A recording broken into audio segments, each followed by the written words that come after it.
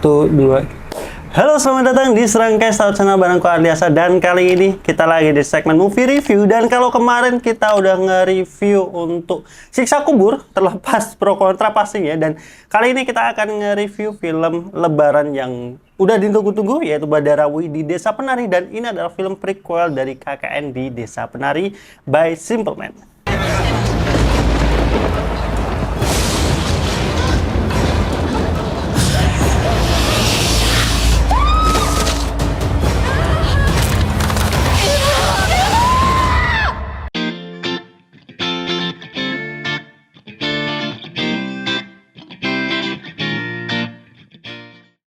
Nah, buat kalian nih pecinta film KKN Desa Penari, entah itu pecinta atau hatersnya KKN Desa Penari, tentunya pasti kalian udah tahu lah ya kalau KKN Desa Penari ini kemudian dibikin prequel yang berjudul Badarawi di Desa Penari, yang mana sekarang disutradari oleh Kimo Stambul. Nah, Kimo Stambul ini terkenal dengan horor-horor yang punya adegan gore dan juga kualitas horor yang bagus gitu. Kayak kalau nggak salah ya, Sebelum Iblis Menjemput.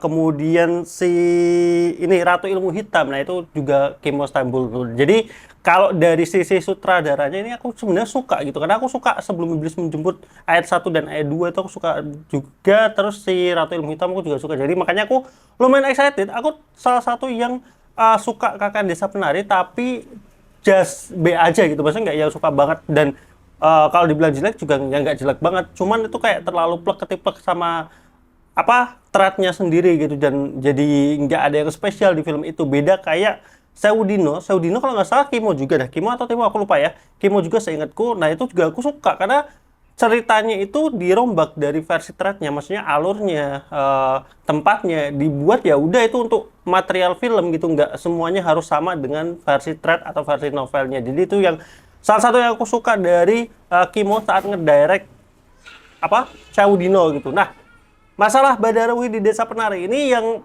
paling sering dapat komen adalah orang-orang itu ngira kalau prequel itu harus menceritakan. Jadi banyak orang yang beranggapan pengennya itu menceritakan siapa sosok Badarawi. Badarawi itu asalnya dari mana, atau ya menceritakan soal Badarawinya sendiri gitu. Tapi kalau aku sendiri emang nggak pernah berekspek kalau yang namanya film prequel itu harus menceritakan, apalagi kalau film horor harus menceritakan setannya itu berasal dari siapa. Jadi maksudnya konsep iblis, setan, jin dalam sebuah film horor itu kan nggak harus selamanya itu berasal dari manusia. Maksudnya bukan manusia. Entah ya, kalau dalam kepercayaan Islam kan ada kodam atau apa. Maksudnya kalau film horor itu kan ada banyak menceritakan dulu manusia yang tersakiti atau apa yang kemudian menjadi entitas setan atau iblis gitu. Tapi kalau aku ya beranggapan Badarawi ini ya hanya sebatas emang jin aja, jin penunggu di desa itu, istilahnya di hutan itu kan dulunya hutan ya, hutan penunggu di sana aja yang mungkin mengambil bentuk seorang penari ya. Jadi aku nggak berekspek kalau ini akan menceritakan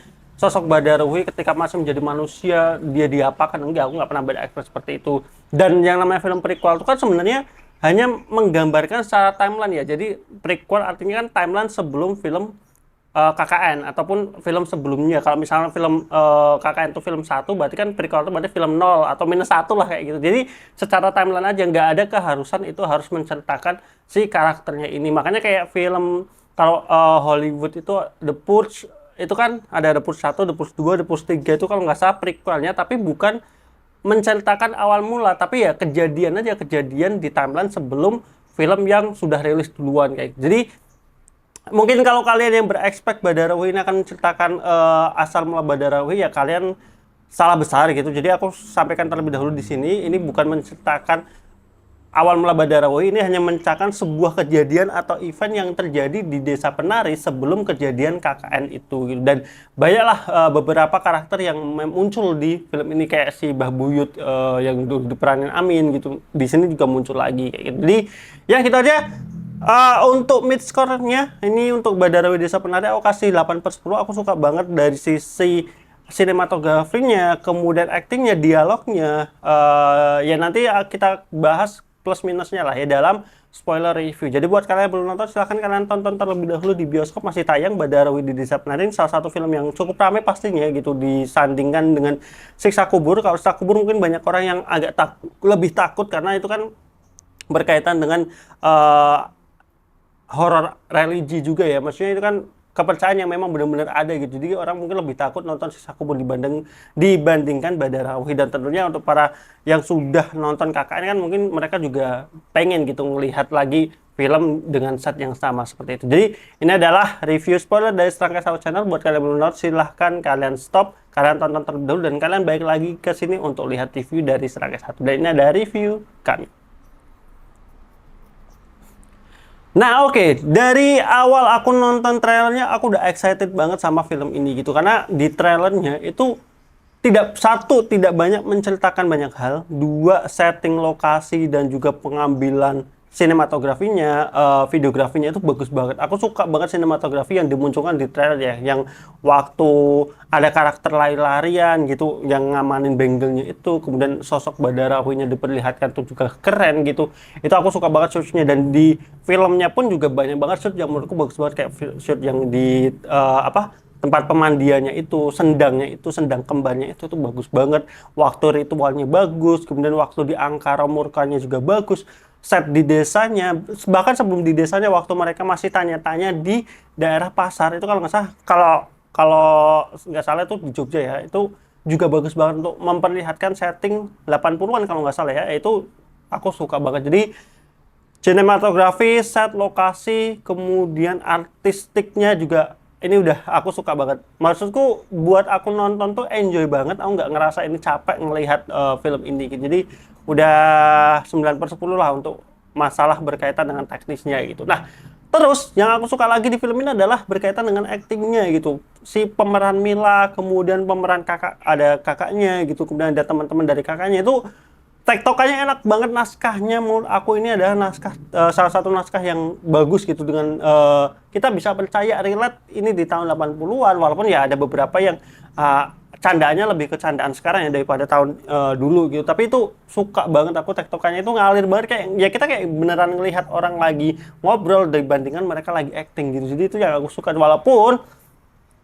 minusnya di sini adalah berkaitan dengan mungkin ya riset ataupun kebiasaan orang apa ya istilahnya, ini kan masyarakat desa ya, masyarakat desa, mau itu masyarakat desa pedalaman ataupun masyarakat desa ya pokoknya intinya masyarakat desa itu kebiasaannya mereka itu satu ya, kalau sama orang tuh yang nggak secuek di film ini. Kayak misalkan ada orang yang datang nanya-nanya kemudian ditinggal pergi, enggak, biasanya mereka ya istilahnya ngobrolnya itu sampai selesai dulu, baru kalau misalkan udah tahu tujuan apa ya udah, mereka bukan warganya yang pergi, tapi biasanya si penanya itu yang pergi. Itu yang aku agak risih sendiri sih kelihatannya. Maksudnya untuk masyarakat desa dengan konsep seperti ini terlalu tertutup, terlalu apa ya istilahnya misterius. Tapi ya itu, kalau ngelihat dari masyarakatnya sebenarnya kan nggak yang tertutup banget ya. Maksudnya untuk di desa penari ini kan nggak terlalu banyak kejadian yang harus membuat mereka tertutup gitu, karena dalam 25 tahun kan mereka sebenarnya aman-aman aja ya di konsepnya. Makanya ketika ngelihat tingkah laku masyarakat desa seperti itu, aku agak aduh ini kenapa seperti ini gitu. Harusnya mereka lebih welcome, lebih terbuka dengan Mila dan kawan-kawannya kayak itu. Kecuali memang si Rati, kalau si Rati memang ya karena dia punya masalah sendiri dengan salah satu ibunya, ya wajar lah dengan tertutup seperti itu. Jadi itu aja yang aku agak kurang srek sebenarnya di itu. Kemudian ada beberapa kejadian kayak ketika Mila sama Rati hilang itu kan seharian. Nah itu tuh kok kayak ngerasa desanya itu kayak nggak ada yang peduli gitu. Jadi kayak kakak-kakak dan teman-temannya itu kayak nyariin sendiri tanpa ada, kayak nggak rame. Padahal kalau di desa itu, apalagi itu desa kecil, kalau ada kejadian kayak gitu aja tuh biasanya langsung rame gitu. Nah ini menurutku kelemahan dalam eksplorasi ini aja sih, ceritanya atau tokohnya ya, khususnya pengembangan kehidupan desa gitu, yang menurut aku di situ agak miss sih. Dan ya itu aja, ketika Mila dan Rati hilang sehari itu kayak desanya kayak nggak peduli, kayak yang nyari ya cuman teman-temannya doang. Itu agak aneh gitu maksudku untuk sebuah kehidupan di desa gitu. Nah lanjut ke masalah ceritanya nih. Ceritanya jujur ya, aku suka. Ini nggak berat, ini tuh simple, sebatas intinya Mila ingin ngembaliin bengkelnya itu punyanya si Badarawuhi, kemudian dijebak sama Badarawuhi sebenarnya yang memanfaatkan Rati. Itu sebenarnya bukan sesuatu yang baru. Bahkan shoot-shoot di awal ketika Ratih di tempat pemandian itu udah kelihatan kok si Ratih itu emang ngelihat si Badarawuhinya gitu. Jadi premis ataupun kejadian-kejadian sebelum diungkap Rati itu dikelabuhi oleh Badarawi itu udah dimunculkan, dan itu salah satu yang bagus, artinya nggak yang tiba-tiba kayak gitu. Makanya itu aku suka sebenarnya, saat cerita itu aku suka. Cuman minusnya memang di sini nggak dikasih gambaran jelas soal apa akibat ketika gelangnya si Badarawi itu dipisah, itu tujuannya untuk apa, untuk mengurangi kekuatan doang atau apa itu, kemudian ketika itu balik konsekuensinya apa gitu kan. Konsep memilih dawuh ataupun penarinya itu juga entah dijelaskan atau terlalu cepat atau terlalu rumit. Nah itu yang aku agak kurang dapet, khususnya masalah benggelnya sih. Masalah benggel itu dulu harus dipisahkan itu seperti apa, kemudian itu tuh agak jujur aja agak kurang jelas sih untuk terkait hal itunya. Jadi maksudku sangat sayang banget karena dari awal kita udah dibikin premisnya itu udah mengembalikan benggel itu, tapi malah justru kayaknya kelupaan gitu untuk menceritakan apa akibat ataupun sebab akibatnya terkait benggel itu, kenapa harus dipisahkan dan apa yang mengakibatkan. Kalau aku sih mikirnya mungkin hanya sebatas kekuatan ya, tapi maksudku sayang aja itu harusnya lebih bisa diceritakan di film ini. Tapi di luar itu aku suka alur ceritanya, suka walaupun kakak-kakaknya agak nggak berguna ya, maksudnya untuk di film ini gitu. Semuanya terkesan Mila doang sama Ratih yang bekerja di sini gitu, khususnya Milanya gitu. Terus scene endingnya aku juga agak kurang suka ketika si Mbah Buyutnya itu nyamperin Mila di Angkara Murka.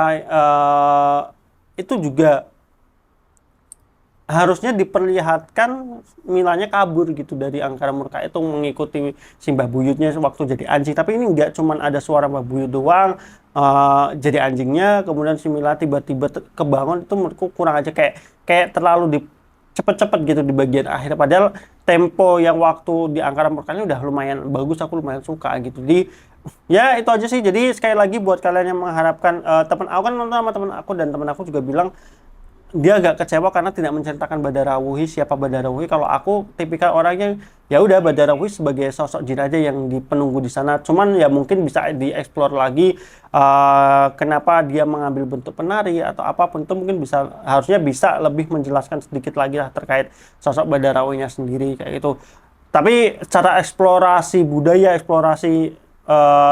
budaya yang di-create ya di saat itu, terkait tari, terkait pemilihan dawo, itu udah bagus banget. Itu aku suka banget. Jadi aku mungkin untuk Badarawi Desa Penari ini aku kasih 8/10. Aku enjoy banget nonton Badarawi Desa Penari ini gitu. Dari awal sampai akhir aku enjoy nontonnya gitu. Dengan kekurangan dari si cerita menurut aku lebih masih bisa dimaafkan gitu, ketimbang, mohon maaf kalau untuk Siksa Kubur itu, karena titik beratnya benar-benar di cerita dan juga konklusi di endingnya yang aku kurang srek gitu dengan cerita di tengah-tengahnya, yang kemudian itu seakan terabaikan atau terlupakan aja dengan ending yang seperti itu gitu. Jadi kalau kalian udah nonton review aku soal Siksa Kubur, kalian tahu alasanku, dan aku juga udah ngasih istilahnya kalau dari sudut pandang aku, opsi cerita Siksa Kubur yang menurut aku better daripada yang sekarang itu seperti apa. Jadi kalian jangan lupa nonton review untuk Siksa Kubur. Sampai ketemu di video berikutnya. Buat kalian gimana nih? Udah nonton dua-duanya belum? Siksa Kubur dan juga Badarawi di Desa Penari.